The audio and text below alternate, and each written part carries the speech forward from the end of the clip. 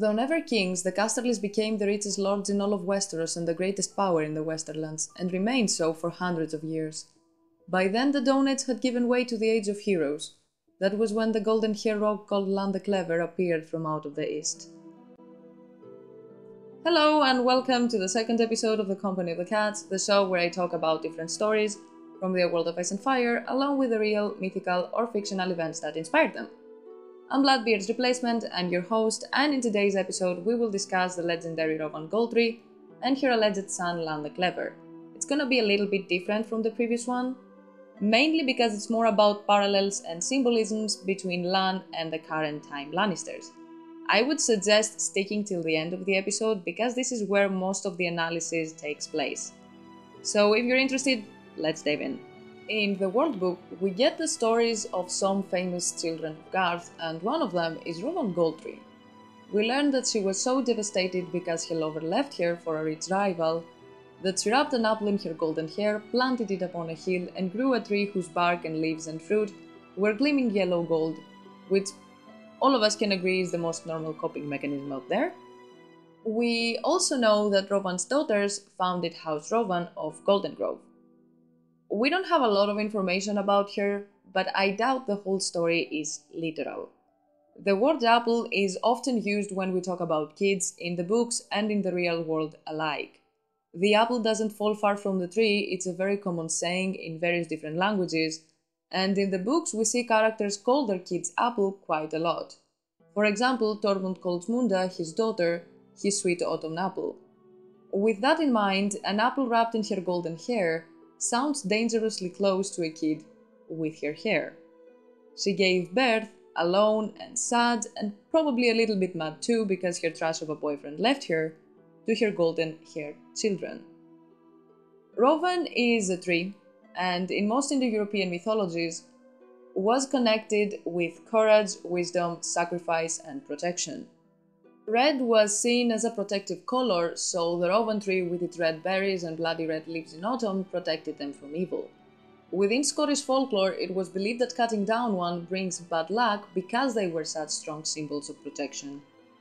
In Greek mythology, the myth for the creation of Rowan says that Evie was passing around ambrosia to the gods from her magic goblet when demons came in, stole the goblet, and Zeus sent an eagle to recover it. The feathers and blood which the eagles shed while fighting with the demons fell to the earth, and the gods turned them into a Rowan tree in memory of the sacrifice the eagle made.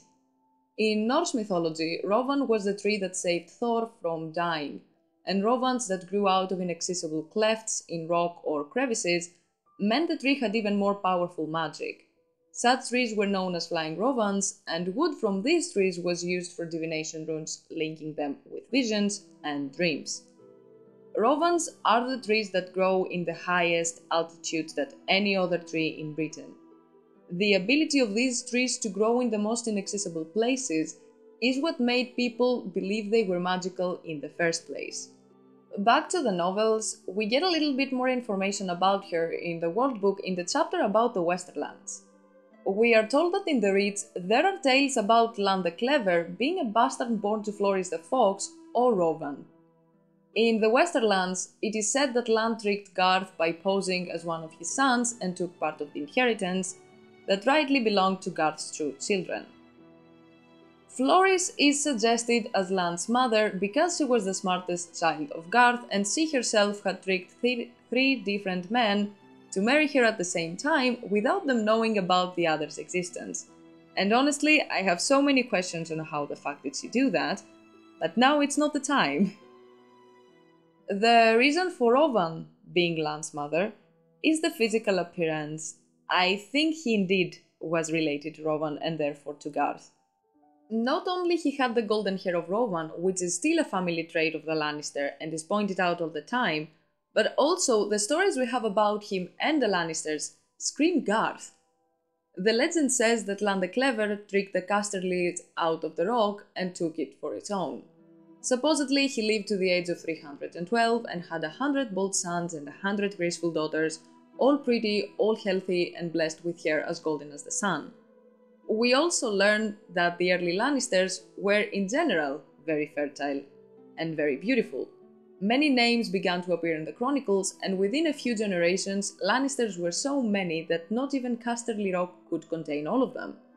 And this is why some kids from lesser branches left to make their homes in the village nearby. Soon enough, the village grew so much and became the city of Lannisport. Fertility and longevity are Garth traits, and even if the stories are exaggerated, he still sounds like a descendant of Garth. Even though I'm gonna say I don't find 300 years that crazy. We have many people that extended their lifespan with blood magic, and Mel is currently doing it. She's at least 100 years old, and there is even a possibility that she's up to 400 years old. Serene of Lys, Sierra's sister, and Alice Rivers all did blood magic to keep their youth. And Herdon and Harlon allegedly were banging a witch and they were staying young, so obviously something is going on, and it isn't very hard to believe or far-fetched. Plus, 312 years is a very specific random number. It's not that it has a symbolism or something, like the number 7 for example, that Andals believe to be significant and using it for everything. And it's not an approximation either, like let's say 300. As for the fertility, I think the fact that Lannisport got its name because of the many house members speaks for itself. Additionally to that though, every branch of the tree has at least 3 siblings and many times up to 7 or 8. Without the bastards of the house, and with twins appearing in the tree multiple times. Kat also pointed out that the Lannisters of Casterly Rock were a damnably large and fertile house. Also, many members of the house tend to be philanderer, as a friend said. In the first episode, I talked about the whole custom where lords and common people offered their virgin daughters to Garth, and I said that it sounds like the foundation for the first night. And if this is the case, then the High King of Westeros for sure was getting around plenty, and not only with women from the rich. Maesters may be skeptical about the stories because we don't know about Garth's kids in many places except from the rich, but if the dude had a magic stick, people from other people were coming for this purpose 100%. And it's not like we know exactly Lann's past. Plus, they weren't even 7 kingdoms back then, and the South Westerlands isn't that far away from the rich. If you look at the maps, Arbor is not that much closer to Highgarden than Casterly Rock and Lannisport. I swear my neighbors are the gnu that trampled on Mufasa. What the fuck are they doing? Anyway, as far as his character goes, it's normal to believe him clever, cunning, dedicated, and ready to walk all over people and trick them to achieve his goals, because these are traits we associate with House Lannister. But these are not necessarily Lannister traits, but Tywin and Cersei traits. We have many historical and current timeline Lannisters, and they aren't such douchebags. Hell, Tywin's dad was known for being naive and jolly. So I'm not sure that Lann tried to steal from Garth and from Casterly just for the sake of it. I mean, if Rowan wasn't his mother, and he was a bastard, then he couldn't inherit Rowan because he wasn't a legal kid, but that doesn't mean he couldn't be pissed about it and try to claim it. Moving to the Casterlys for a little bit, the legend that we know tell us that the first Casterly lord was a hunter, Corlos, son of Caster, who lived in a village near to where Lannisport is today. When a lion began preying upon the village's sheep, Corlos tracked the lion back to its den, a cave in the base of the rock, and armed only with a spear, he slew the lion and his mate, but spared her newborn cubs, an act of mercy that so pleased the old gods that they sent a sudden shaft of sunlight deep into the cave, and there in the stony walls, Corlos beheld the gleam of yellow gold, a vein as thick as a man's waist. Very Heracles of him, and also a great irony considering that one of the most popular stories about how they lost Casterly Rock is that Lann smuggled a pride of lions inside and Lord Casterly and his sons were all devoured, after Lann claimed his wife and daughters for himself. We have many stories about the taking of Casterly Rock, but this one in particular is very interesting, because first, it's the only story where he kills the male lion, and second, because the lions ate only the men of the family and no one else. Which is kinda sus, except if they were controlled somehow, and that wouldn't be very strange because we already know kids of Garth that they were skin changers, and all of them had magic. Additionally, this is the story that Jaime believes, and we know for a fact that Lannister kings were keeping lions on their own in the Age of Heroes. We know that Lann took the castle and the women, but we don't know about the sigil or the words of the house. I would assume that if the Casterlys had a sigil and a motto, they weren't the lions and the Hear Me Roar. Corlos was the guy that killed the lions. In mythologies from around the world, lion slayer figures aren't portrayed with the lions alive, they had the lions dead as pelts, and surely they weren't comparing themselves with the lion they killed. The lion was the monster and they were the heroes. The motto also doesn't fit that well. They found gold and they were rich, yes, but they weren't kings, they weren't war chiefs, and they didn't care much about expanding or ruling. They had money and they were powerful because of that. The Hear Me Roar and the King of the Animals as a sigil is not very pertinent. Lann, though, is the dude that used the lions to take the castle. His name resembles the word lion. He is the founder of House Lannister, the Lions of the West, and future Kings of the Rock. Plus, it fits the drama queen energy of the house so good. And last thing about the legend of Corlos is that many of the words used in the story are used for Rowan's and Lann's too. We see words like gleaming, sunlight, sun, and yellow gold to describe both the vein Corlos found and the golden tree that Rowan grew. Back to Rowan now. We know that she had a lover that left her because he wanted riches, and apparently they did the deed before the split since we know that she had kids. And I would bet that the guy was Corlos and Lann was his son. And if not kid, then direct descendant at least. Even though, as I said before, 300 years aren't that crazy if we consider magic. Our author calls many characters by their house's animals constantly throughout the books, with Lannisters being the lions for obvious reasons. Lann was the first lion, the founder, the lion whisperer, who used them to take Casterly Rock, and that would make his mother the lioness. Casterly Rock is carved out of a colossal stone hill beside the Sunset Sea, and inside a cavern there was a lioness with newborn cubs. There was also a male lion that was preying on sheep from the village, and our boy Corlos hunted down. Thing is, male lions aren't hunters. It is common knowledge that the female lions are. The males are guards and take care of the cubs when the females are going hunting. If indeed this was a couple, then the story is off. Except if it wasn't about actual lions. The story sounds like a simile, a different recitation of the story of Rowan. As I said in the beginning, I think Rowan's myth hints that she probably gave birth at a hill. She gave birth to Lann, the first Lannister, and the guy that could control lions in some myths. So there is a big chance his mom could do that too, and that would explain why a random male lion was hunting alone. Rowan was skin changing into it, because he couldn't leave the cavern. In most real-world stories and legends, big male lions that have been slain don't wander around, they are in a specific place, they are territorial with the region, and they get angry when people go there. Which makes sense since real-life lions act like that. The Nemean lion that was causing havoc in the hills around Nemea, first of all, was on its own, didn't have a partner, and second, Ira sent it for that reason.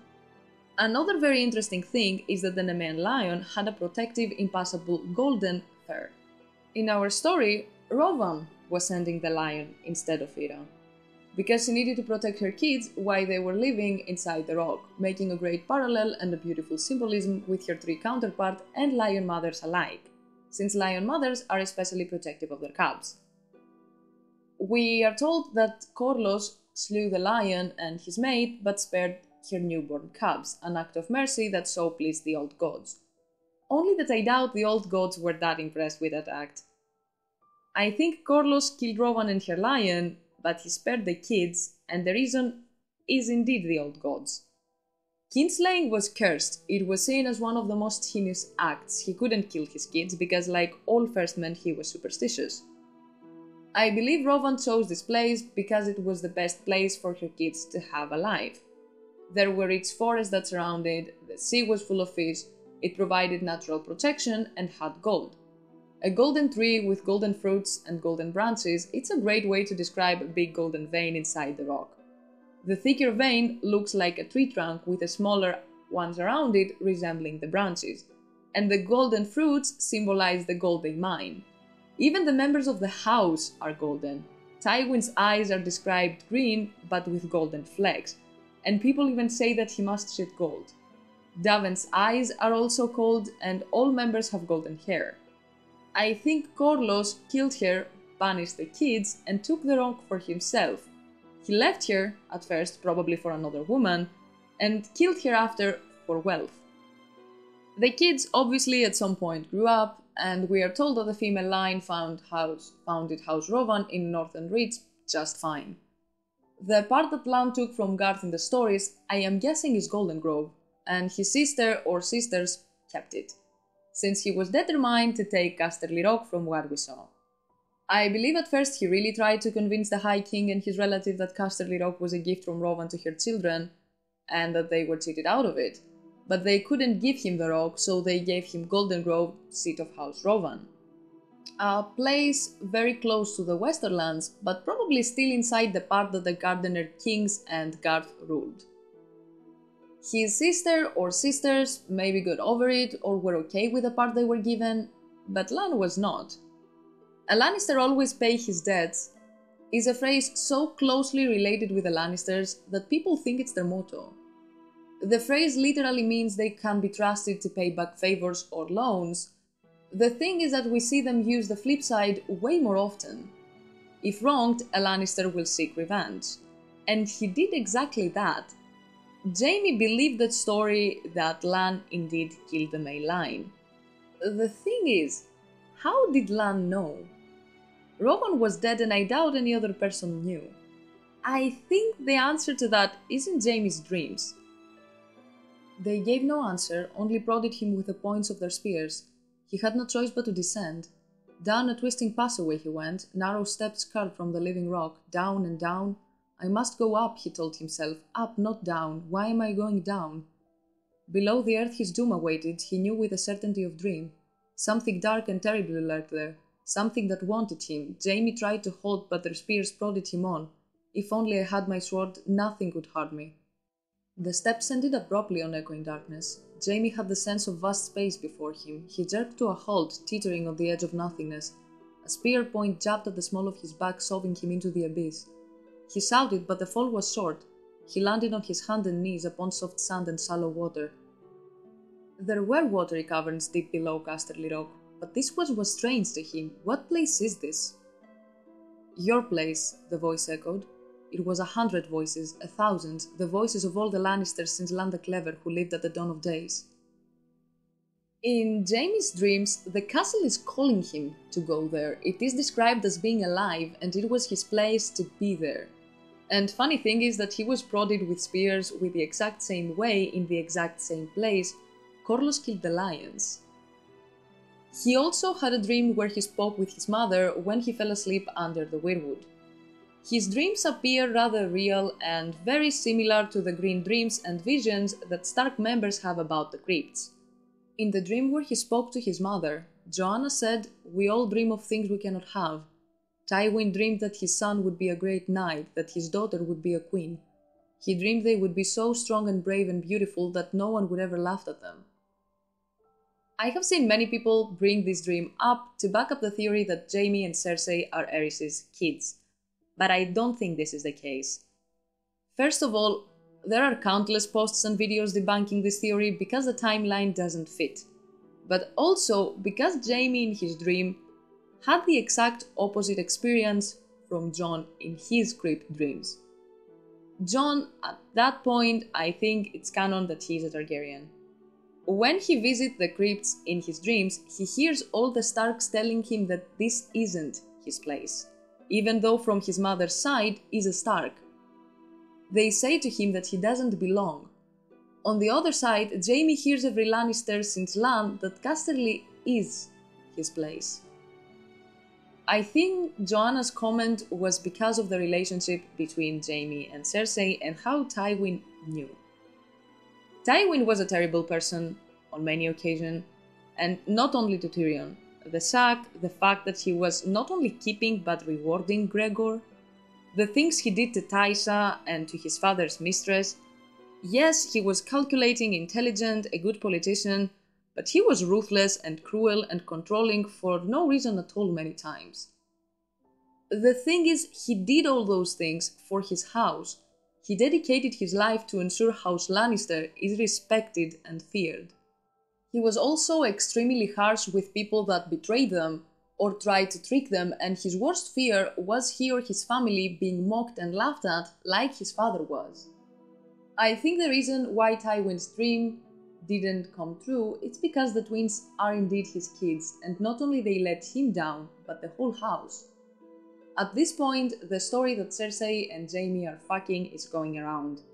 In Tywin's eyes, both of them took decisions that led to the house's reputation downfall, even though he tried to do everything for them and loved them. Tywin's cruelty with Tyrion on the other side, I think, is mostly because in his mind there was the possibility that Tyrion wasn't his son, and not because of his physical appearance per se. I know many secret Targaryen theories are ridiculous at this point, and I would too prefer if Tyrion isn't one. But his dreams, unlike Jaime's, are dragon dreams.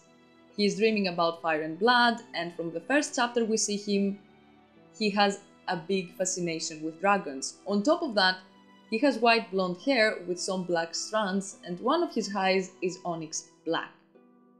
In Tywin's mind, his wife, that he loved dearly, died because he gave birth to a child that wasn't his, wasn't healthy, and probably Joanna conceived this kid through rape. And despite all this, Tyrion has way more of his qualities than his actual children. Having said all this, maybe Lann was similar to Jaime, minus the sister fucking, I hope. And he too dreamed about Casterly Rock and talked with his mother in his dreams. Maybe Lann wasn't just a greedy bastard or cruel for the sake of it, and like Tywin, he was dedicated to restore his family's name. Rowan, again like Tywin, made sure that Casterly Rock is for her family. The golden light wasn't the gods, it was her making sure her descendants will get what is rightfully theirs. They will not be tricked and mocked like she was. Like the Starks, the Lannisters look like they are connected with their seat. The rock that looked like a lion in repose when the sun sets and the shadows fall, it wasn't for the guy that killed the lions to get. That was all for today's episode. It's a little bit bigger than the previous one, I think. I haven't edited yet, but I think it's bigger. It was a fun way to explain Lann's legend, which is one of my favorites, by the way. Leave your own theories and thoughts about the episode, about how Casterly Rock is the best castle, and whatever else you want to talk about. If you stuck till the end of the episode, thank you very, very, very much for listening. I hope you enjoyed it, and if you did, then tune in for the next one, that I will talk about giants and unicorns.